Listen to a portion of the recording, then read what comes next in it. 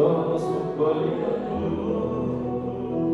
Terima kasih Tuhan, sungguh baik bagi kami. Bapa,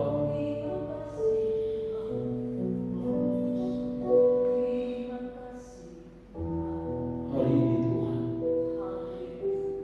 kami merasakan hadirat-Mu menjauh kami. Tuhan, biarlah Roh-Mu terus menguasai hati kami. Biarlah Roh-Mu terus mengalir di dalam hidup kami. Ubah hati kami, perbaharui roh dan batin kami. Ciptakan rasa lapar dan haus akan Engkau. Terima kasih. Terima kasih untuk segala kebaikan. Terima kasih. Saat ini firman-Mu akan ditaburkan. Bicaralah kepada hamba-Mu, dan biarlah kami semua mendengar yang penuh sukacita. Terima kasih Tuhan. Di dalam nama Tuhan Yesus Kristus. Haleluya. Amin. Efesus pasal yang ke-6 ayat yang ke-12. Efesus pasal yang ke-6 ayat yang ke-12. Kembali saya mengundang sama-sama kita bangkit berdiri.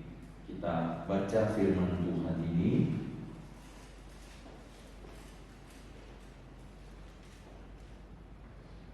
2, 3. Karena perjuangan kita bukanlah melawan darah dan daging, tetapi melawan pemerintah-pemerintah, melawan penguasa-penguasa, melawan penghulu-penghulu dunia yang gelap ini, melawan roh-roh jahat di udara. Puji Tuhan, silahkan duduk. Bapak Ibu Saudara yang kekasih di dalam Tuhan Yesus Kristus, tema firman Tuhan saya pada saat ini saya beri tema berjuang. Berjuang. Kalau saudara perhatikan di dalam Alkitab saudara akan menemukan perikopnya diberi judul perlengkapan rohani. Perlengkapan untuk apa? Perlengkapan untuk berperang. Berperang melawan apa?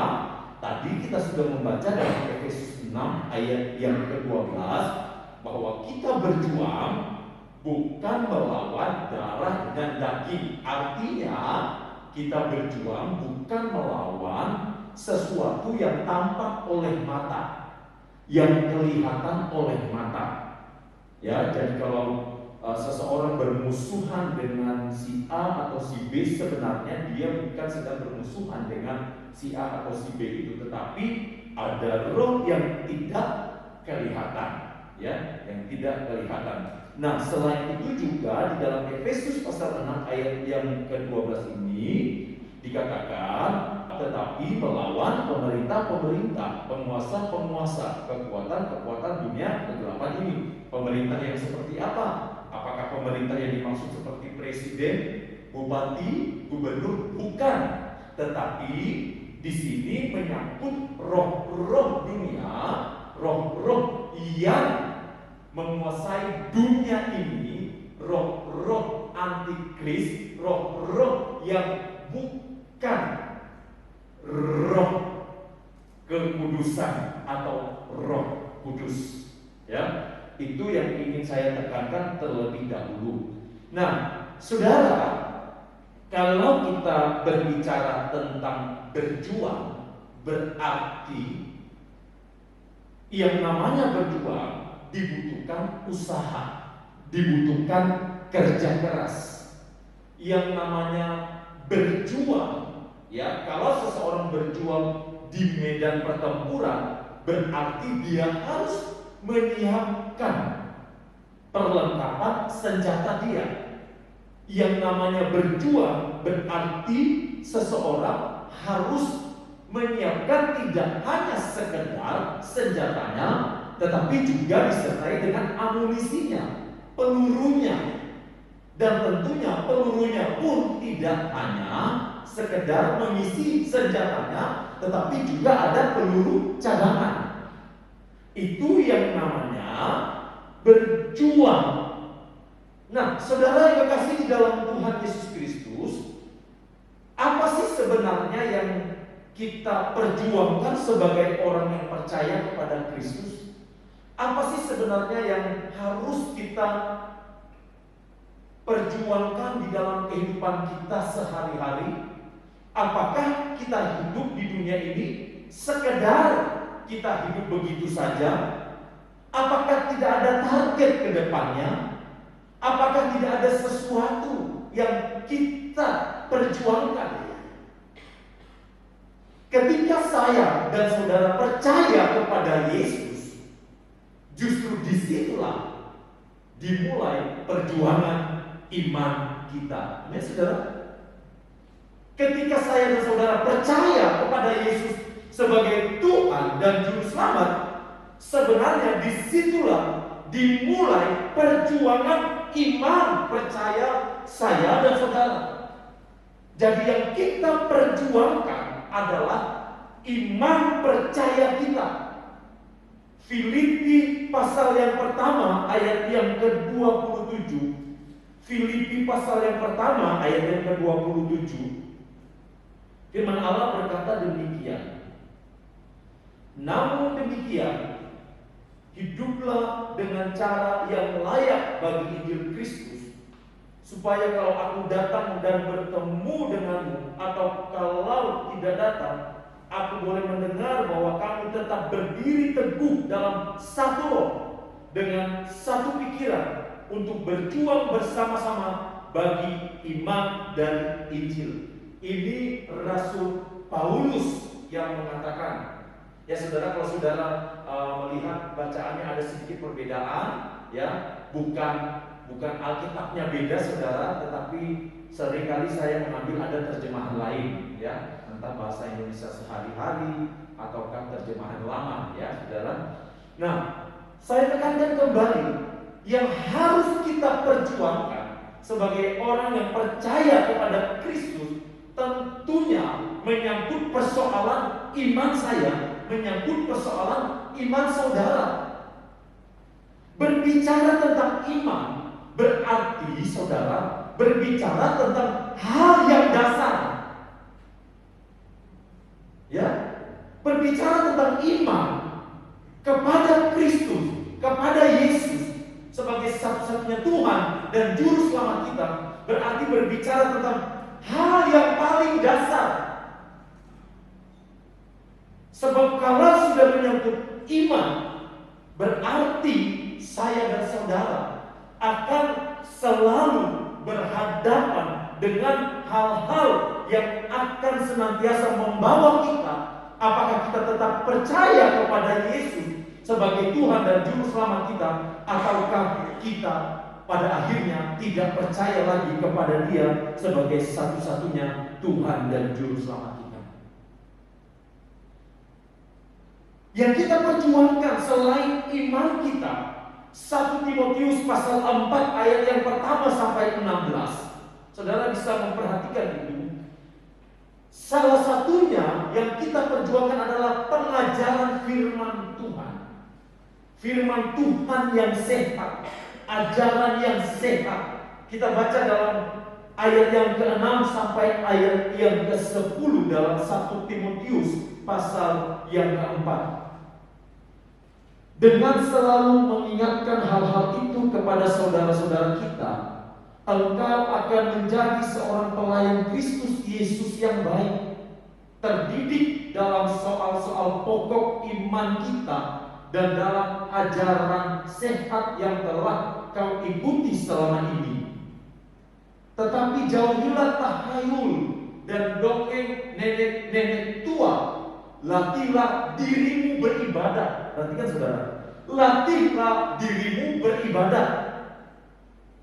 Latihan badan ini terbatas gunanya, tetapi ibadah itu berguna dalam segala hal, karena mengandung janji baik untuk hidup ini maupun untuk hidup yang akan datang.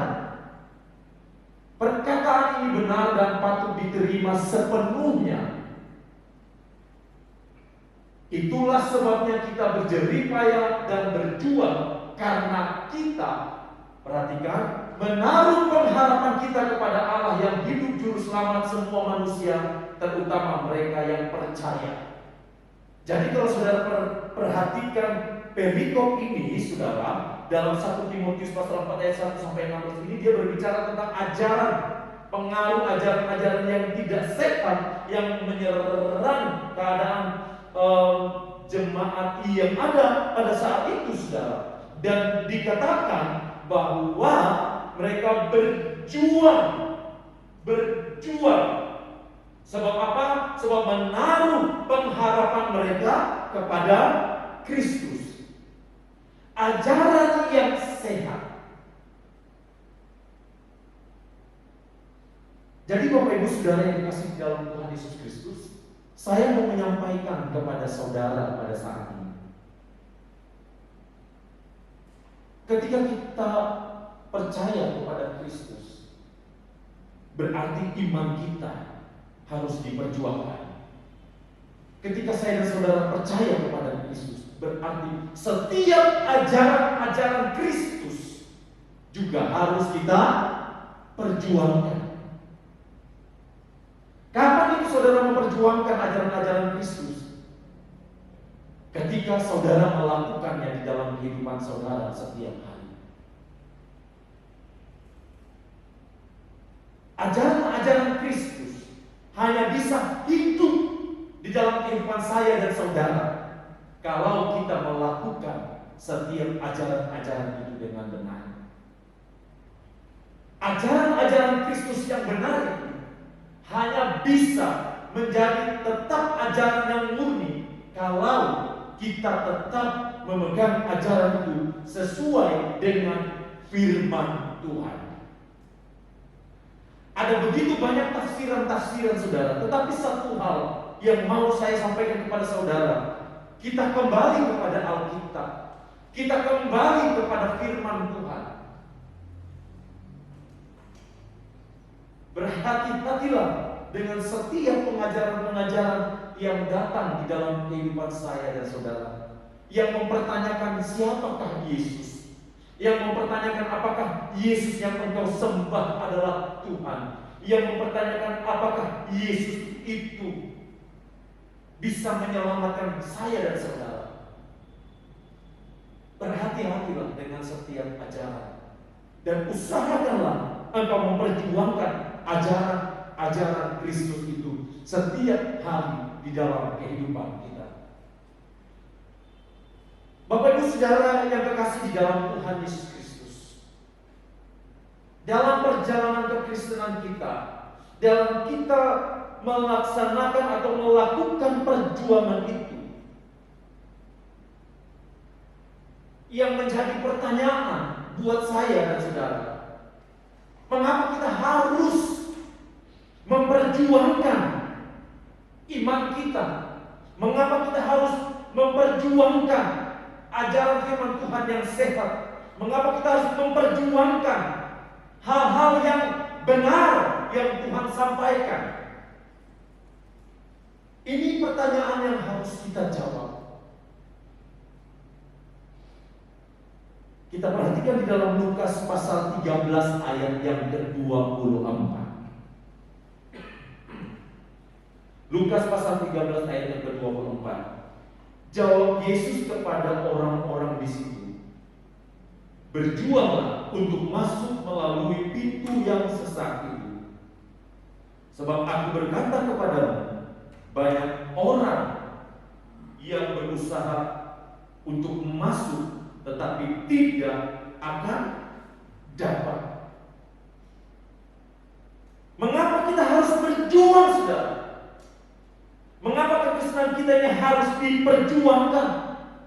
Firman Tuhan mengatakan bahwa keselamatan yang Tuhan berikan di dalam hidup saya dan saudara itu tidak mudah untuk kita jalani, tidak mudah untuk kita lewati. Tidak mudah. Benar, Yesus sudah memberikan secara cuma-cuma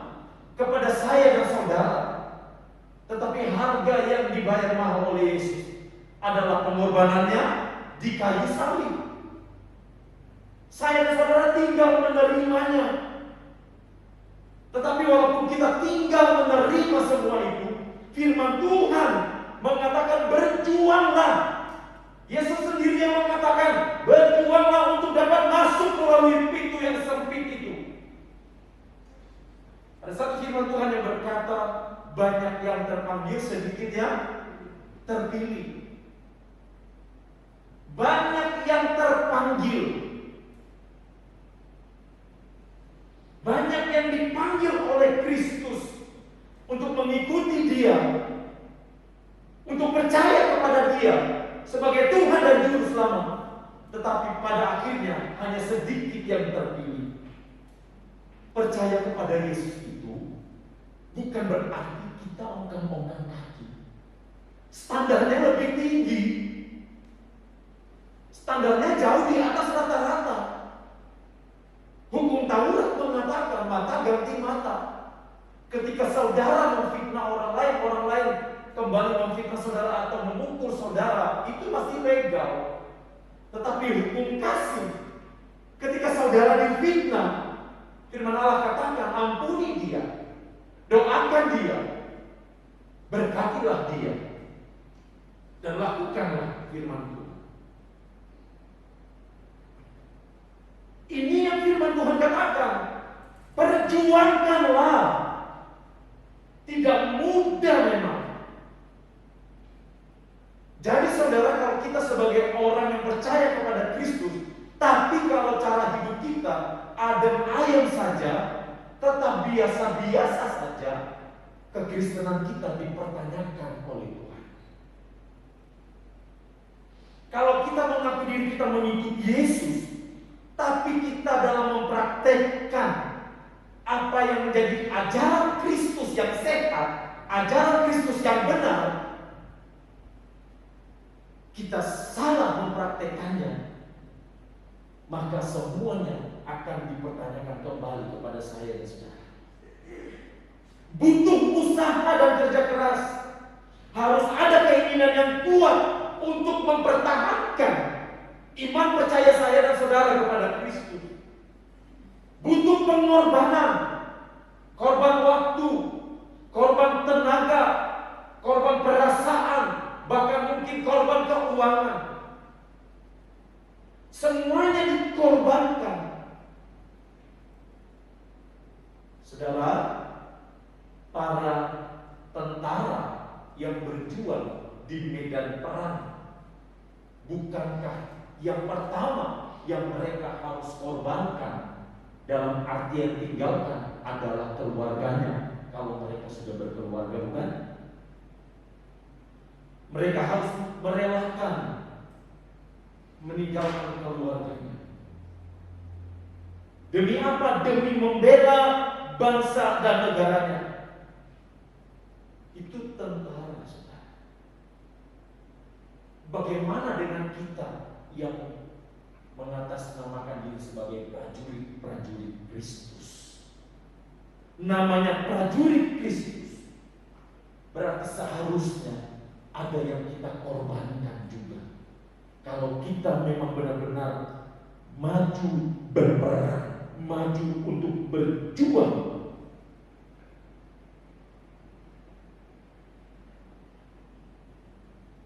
Saudara yang kekasih di dalam Tuhan Yesus Kristus, ketika saya dan saudara berjuang, ketika saya dan saudara berperang, firman Allah katakan kita melakukan semuanya itu seperti dalam 1 Timotius pasal 4 ayat 10 tadi.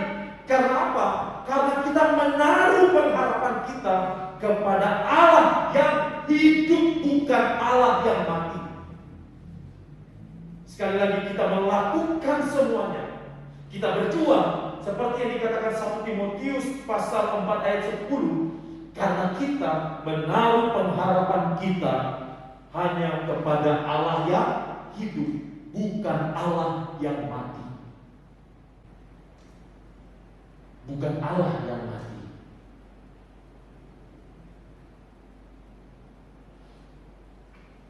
Kalau engkau menaruh pengharapanmu kepada Allah yang hidup, berarti ada hal yang besar yang akan terjadi di dalam kehidupan engkau. Karena engkau menggantungkannya kepada Allah yang hidup, bukan Allah yang mati. Nah, bagaimana saya dan saudara harus berjuang? Apa yang harus kita perlengkapi? Firman Allah tadi mengatakan bahwa kita berjuang bukan melawan darah dan daging. Kita berjuang melawan roh-roh jahat di udara.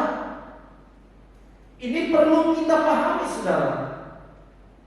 Kalau kita pahami ini, berarti kita tahu bahwa ternyata kita hidup ini, kita sedang berperang bukan dengan sesuatu yang kelihatan, yang tampak oleh mata, tetapi sebenarnya yang tidak tampak oleh mata.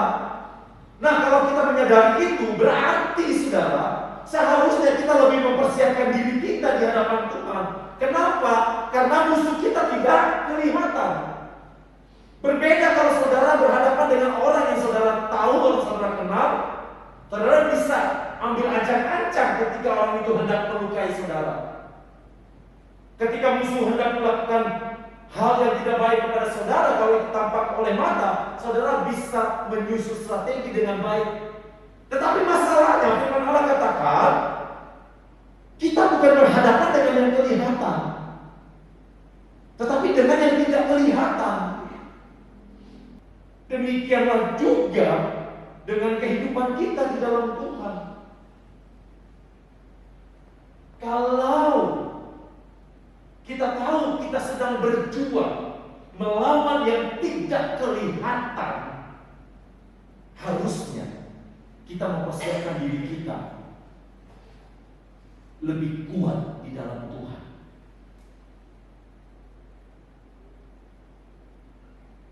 Seharusnya kita mempersiapkan diri kita jauh lebih tekun lagi di dalam Tuhan.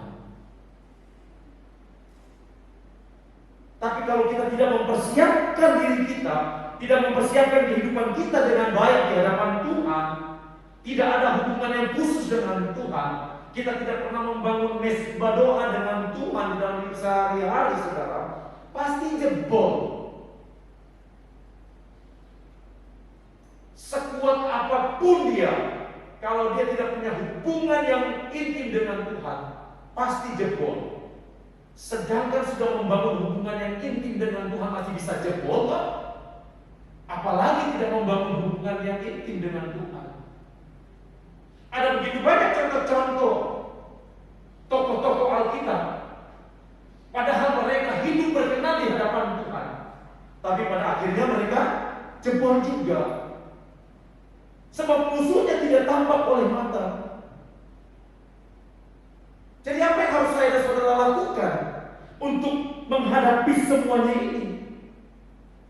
Firman Allah katakan, kita harus memperlengkapi diri kita.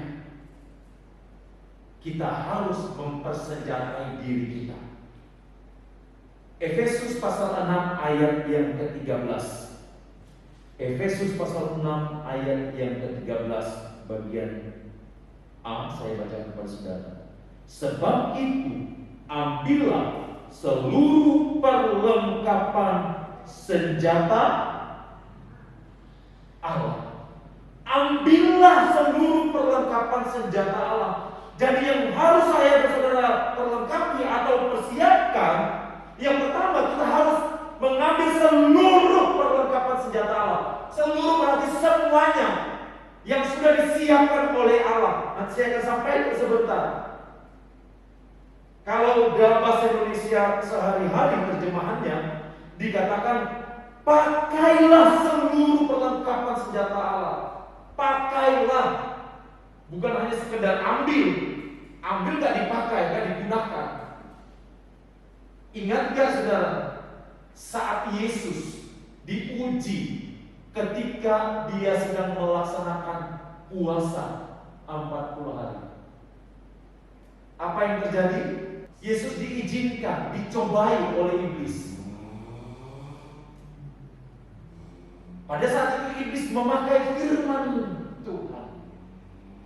Ada firman berkata seperti ini. Dan Yesus memakai perlengkapan senjata Allah. Yesus menjawabnya dengan firman. Iblis memakai firman, memutarbalikkan firman. Persis ketika ia menggodai Adam dan Hawa, ia memutarbalikkan firman, sehingga Adam dan Hawa termakan oleh godaan iblis. Tetapi Yesus memakai perlengkapan senjata itu dengan luar biasa. Yesus melawan iblis dengan firman. Ambillah, pakailah saudara. Masa saudara sudah diberi perlengkapan, tetapi saudara tidak pakai perlengkapan itu? Kalau saudara, ketika saudara duduk di bangku sekolah, saya yakin saudara pada saat itu sudah mempersiapkan semua penunjang ketika saudara akan melaksanakan ujian, kan? Entahkah itu ballpoint-nya, entahkah itu tip X-nya, dan yang paling penting saudara mempersiapkannya dengan belajar. Iya. Doa saja, oh Tuhan, tolong saya supaya nanti nilai saya dapat 100. Tapi gak belajar, gak mungkin saudara. Tuhan tolong berkati saya, Tuhan. Tuhan tolong berkati pekerjaan saya. Tapi dalam pekerjaan asal-asalan, bohong saudara. Karena Tuhan mau ada kerjasama antara Tuhan dengan kita. Sama ketika kita diizinkan Tuhan untuk mengalami sesuatu, Tuhan tolong beri saya kesabaran. Datanglah ujian kesabaran itu. Apa yang harus kita pakai? Ya firman Tuhan. Kasih itu sabar, kasih itu murah hati. Walaupun prakteknya tidak semudah membalikkan telapak tangan, tetapi mau tidak mau kita harus tetap berusaha. Pakai seluruhnya, semuanya. Apa tujuannya? Firman Tuhan katakan supaya kita dapat mengadakan perlawanan. Hai saudara, bagaimana saudara bisa melawan iblis? Bagaimana kita bisa melawan yang tidak kelihatan itu kalau kita tidak pakai fasilitas yang sudah dikasih oleh Tuhan? Fasilitas sudah dikasih tapi kita taruh aja gitu. Gak mungkin saudara. Pakai fasilitas perlengkapan senjata alam yang Tuhan sudah siapkan buat saya dan saudara. Ayo kita perhatikan dalam Efesus 6 ayat 14 sampai ayat yang ke-17. Ini yang saya sampaikan kepada saudara, perlengkapan senjata Allah. Efesus 6 ayat 14 sampai ayat yang ke-17. Jadi, berdirilah tegak, berikat pinggangkan kebenaran dan berbaju zirahkan keadilan. Kakimu berkasutkan kerelaan untuk memberitakan Injil damai sejahtera. Dalam segala keadaan, pergunakanlah perisai iman. Sebab dengan perisai itu kamu akan dapat memadamkan semua panah api dari si jahat. Dan terimalah ketopong keselamatan dan pedang roh, yaitu firman Allah. Inilah perlengkapan senjata Allah yang Allah berikan untuk kita pakai. Inilah fasilitas yang Allah berikan kepada saya dan saudara untuk kita pakai. Di dalam ayat yang ke-14 dikatakan berikat pinggangkan kebenaran. Pengajaran yang benar di dalam Kristus. Berikat pinggangkan kebenaran. Pengajaran yang benar di dalam Kristus supaya apa? Supaya kita siap menghadapi serangan musuh. Berikat pinggangkan kebenaran. Kebenaran akan pengajaran-pengajaran yang benar di dalam Kristus.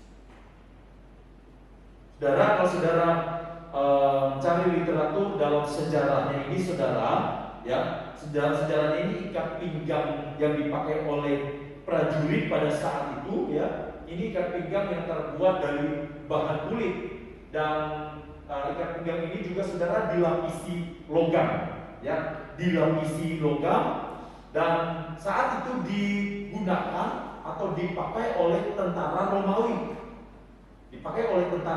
saudara. Dan Rasul Paulus mengambil contoh ini dan disampaikan kepada umat Tuhan pada saat itu. Dan dengan pakaian ini, ya, tentu diharapkan memberikan kebebasan supaya ia dapat bergerak, bahkan dapat memberikan perlindungan khususnya di bagian perut dan bagian paha. Ya, ini dalam sejarahnya. Jadi Rasul Paulus menyampaikan hal ini. Jadi saudara yang kasih di dalam Tuhan Yesus Kristus, penting sekali buat kita berikat pinggangkan kebenaran. Penting sekali kita memakai perlengkapan senjata Allah ini ketika ada serangan-serangan datang dalam kehidupan kita perihal pengajaran-pengajaran yang tidak sehat, yang tidak benar, yang bertentangan dengan apa yang Tuhan Yesus ajarkan di dalam kehidupan saya dan saudara. Selain itu, Bapak Ibu Saudara yang dikasihi dalam Tuhan Yesus Kristus, perlengkapan senjata Allah yang diberikan oleh Kristus kepada kita, saudara bisa perhatikan itu masih di dalam ayat yang ke-14, berbaju zirah keadilan. Berbaju zirah keadilan ini berbicara juga tentang ketaatan yang mutlak kepada Allah. Ketaatan yang mutlak. Namanya ketaatan yang mutlak, saudara, berarti itu harus. Tidak bisa saudara, ada toleransi. Oh, saya hanya taat 99,9%, 0,1%-nya tidak taat. Tidak bisa, saudara. Ini yang namanya berbaju zirah keadilan. Ketaatan yang mutlak kepada Allah, ketaatan yang penuh, bukan ketaatan setengah-setengah. Ketaatan yang setengah-setengah sama dengan tidak taat, saudara. Sebab firman Tuhan katakan berbaju zirah keadilan berarti kita harus memiliki ketaatan yang mutlak kepada Allah. Ketaatan yang penuh kepada Allah. Perlengkapan senjata Allah yang lainnya yang diberikan kepada saya dan saudara, mari kita perhatikan di dalam ayat yang ke-15. Kakimu berkasutkan kerelaan. Berkasutkan, beralaskan kerelaan, ketulusan. Kasut ini pelindung kaki, yang termasuk dalam salah satu persenjataan dalam perlengkapan yang dipakai pada saat tentara Romawi hendak berperang. Nah, ini berbicara tentang persenjataan rohani di dalam kehidupan kita, saudara. Kasut ini mengandung makna, yaitu kesiapan kita. Kesiapan saya dan saudara untuk berjuang, untuk berperang, untuk melawan semua yang tidak kelihatan itu. Sekali lagi, saudara, yang perlu saya dan saudara pahami bahwa musuh kita tidak kelihatan. Jadi musuh saudara dan saya bukan yang kelihatan A, B, C, D, tapi yang tidak kelihatan. Berkasutkan kerelaan, ketulusan, tulus dalam melakukan segala sesuatunya, tulus rela dalam melakukan segala hal di dalam kehidupan saudara. Apapun itu juga, saudara, hendaknya kita melakukannya dengan tulus di hadapan Tuhan. Mungkin kita kurang mendapat penghargaan dari pimpinan kita, dari orang-orang yang kita mungkin anggap itu untuk memberikan penghargaan. Tetapi saudara, kalau kita tulus di hadapan Tuhan, kita tidak akan pernah mengharapkan balasan itu. Sebab kita tahu bahwa Tuhan sendiri yang akan membalasnya. Sebab kalau Tuhan sendiri yang akan membalas ketulusan saudara, maka Tuhan akan melakukan yang terbaik di dalam kehidupan kita, saudara. Tulus, tanpa tendensi apapun juga. Selain berkasihkan kerelaan, kita perhatikan ayat yang ke-16. Dalam segala keadaan pergunakanlah perisai iman. Ini perlengkapan senjata Allah yang Tuhan berikan kepada kita. Salah satunya adalah perisai iman. Untuk apa perisai iman ini? Firman Allah katakan, sebab dengan perisai ini kita dapat memadamkan semua panah api dari si jahat. Dengan perisai iman ini kita dapat memadamkan. Firman Allah katakan dalam Ibrani 11 ayat 1, iman adalah dasar dari segala sesuatu yang kita harapkan dan bukti dari segala sesuatu yang tidak kita lihat. Perisai iman. Jelas sekali Alkitab mengatakan bahwa dengan perisai iman engkau dapat memadamkan panah api si jahat. Ya, benar saudara. Ketika engkau menantikan hal-hal yang engkau sudah gumuli, engkau sudah doakan, tapi tidak kunjung datang juga, namun engkau tetap beriman kepada Tuhan, engkau sudah mengalahkan si jahat. Ketika engkau memakai perisai iman itu, maka doa kita dijawab nggak dijawab, kita tetap beriman kepada Tuhan Yesus. Kita tetap bersyukur kepada Tuhan. Kita tidak akan mengeluh, kenapa ya doa saya tidak dijawab-jawab oleh Tuhan. 5 tahun saya doakan, 10 tahun saya doakan, 15 tahun saya doakan, tidak pernah atau tidak ada sedikit pun tanda-tanda kalau Tuhan mau jawab. Saudara, tapi kalau perisai iman itu memang benar-benar sudah tertanam di dalam kehidupan kita dan kita pakai itu, sehingga ketika ada hal-hal yang kita gumuli di dalam hidup kita dan itu belum terjadi, kita akan tetap percaya kepada Dia. Kita tidak akan menjadi kecewa, saudara. Untuk itulah firman Tuhan katakan, pergunakanlah perisai iman itu. Selain perisai iman dalam ayat yang ke-17, firman Tuhan katakan, perlengkapan senjata Allah itu pergunakan juga ketopong keselamatan. Ketopong itu penutup kepala, atau boleh saya katakan dalam orang yang berkendara itu helm. Coba perhatikan ayat yang ke-17. Dan terimalah ketopong keselamatan, memberikan perlindungan dalam kepala kita, identik dengan pikiran kita, identik dengan segala hal yang mengendalikan kehidupan kita. Ya kan saudara? Ada di pikiran kita.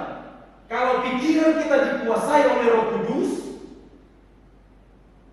maka kita akan selalu sehat secara rohani. Ingat saudara, banyak orang sakit bukan karena penyakit yang menyerang dia, tapi karena pikiran. Makanya firman Tuhan katakan, hati yang gembira adalah obat.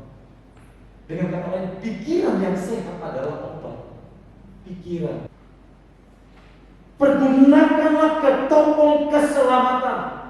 Ketopong keselamatan yang memberikan perlindungan buat saudara dalam pikiran saudara, untuk saudara bertindak, untuk kita bertindak. Ketopong keselamatan yang melindungi kita untuk tetap stabil di dalam Tuhan sebagai orang yang percaya kepada Kristus. Kalau pikiran kita dikuasai oleh Tuhan, mental kita juga akan tetap stabil di dalam Tuhan.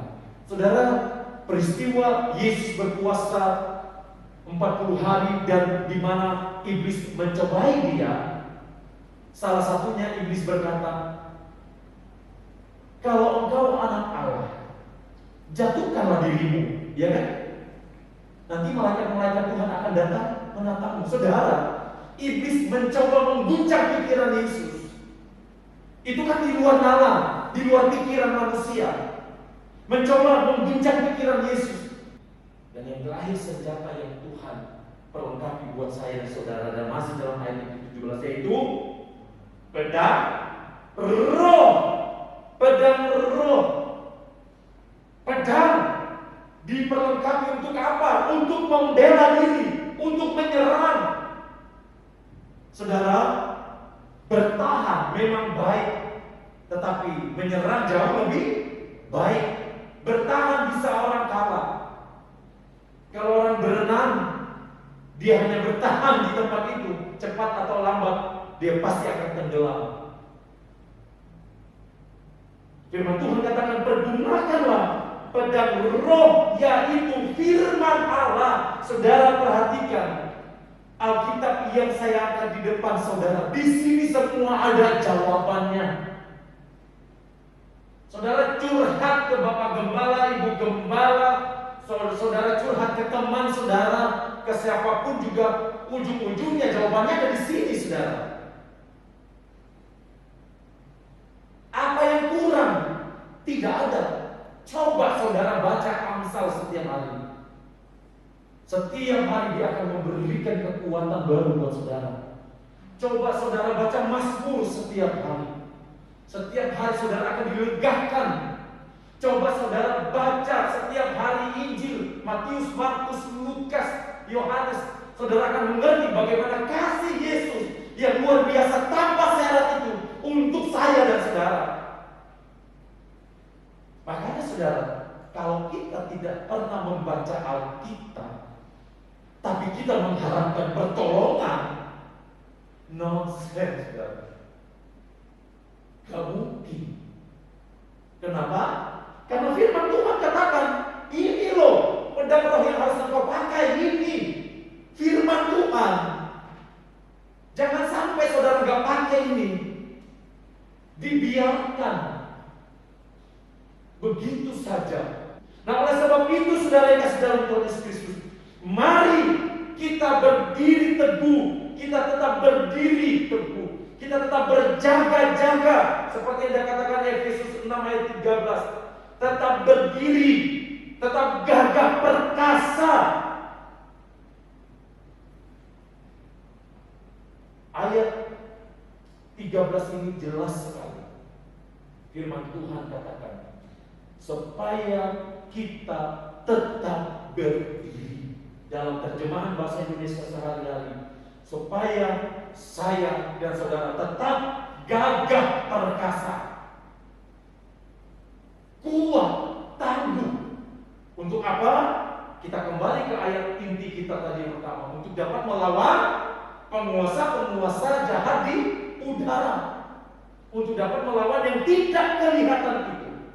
Makanya firman Tuhan katakan, tetaplah berdoa dalam 1 Tesalonika 5 ayat 17.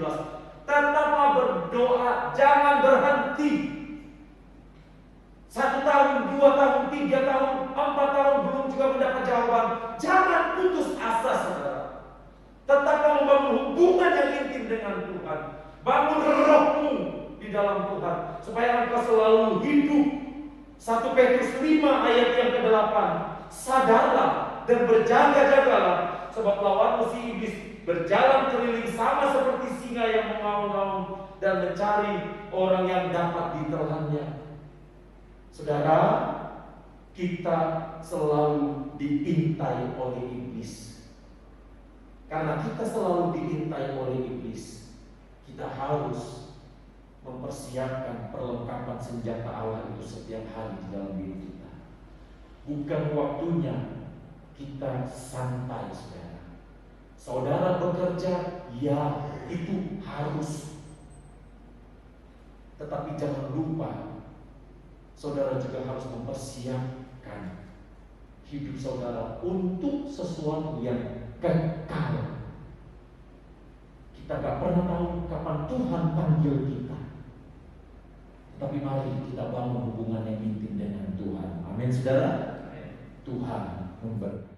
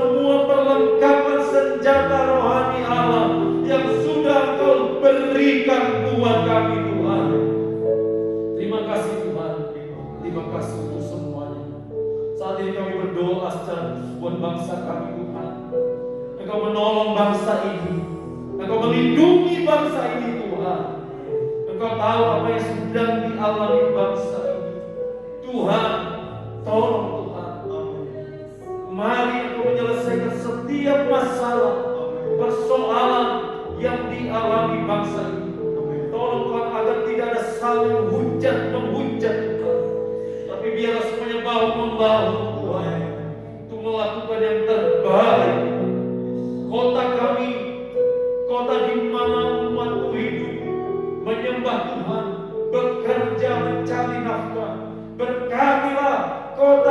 ya Allah. Maka juga berdoa Tuhan untuk setiap umat-umat Tuhan yang hadir saat ini Tuhan. Engkau memberkati dalam pekerjaan umat, Engkau memberkati dalam rumah tangga, dalam usaha yang dijalankan. Engkau berkati ya Tuhan. Roh-Mu menguasai setiap kehidupan anak-anak-Mu. Engkau yang memagari, Engkau yang melindungi ya Tuhan. Umat-umat Tuhan yang saat ini sedang sakit, Tuhan mari Tuhan, Engkau sendiri yang memberikan kesembuhan, penghiburan. Anak-anak-Mu yang tidak hadir Tuhan, saat ini ada yang beribadah Tuhan, baik di rumah, lewat online Tuhan, atau dimanapun itu mereka berada. Tuhan juga menolong mereka, berikan kekuatan, kesehatan, memampukan mereka. Terima kasih. Sekali lagi Tuhan memberkati umat-umat-Mu. Saudaraku yang dikasihi Tuhan, angkatlah tanganmu dan terimalah berkat Tuhan. Tuhan melindungi engkau. Tuhan menghadapkan wajahnya kepadamu dan memberi engkau damai sejahtera. Biarlah kita tetap memakai perlengkapan senjata Allah itu, dan biarlah Roh Tuhan menguasai kita. Tolong berdoa puasa 40 hari Tuhan. Tuhan berkuasa atas setiap roh. Tuhan memampukan kami ya Tuhan.